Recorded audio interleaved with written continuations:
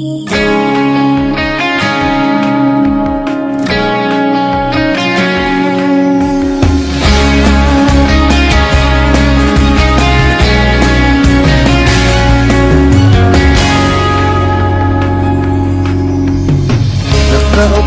siya sa isang madilim na sulong.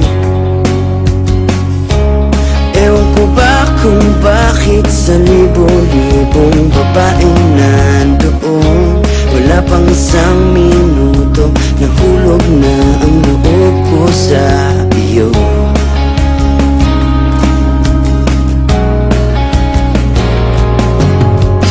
Gusto ko sanang marinig ang tinig mo, umasa na rin na sana'y mahawakan ko ang palad mo.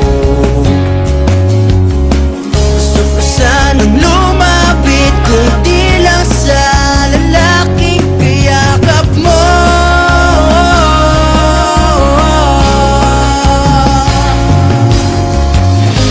Dalhin mo ko sa iyong palasyo,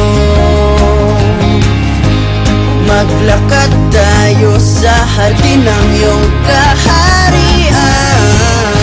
Wala man akong pag-aari, pangako kung habang buhay kitang pagsisilbihan, o aking prinsipe.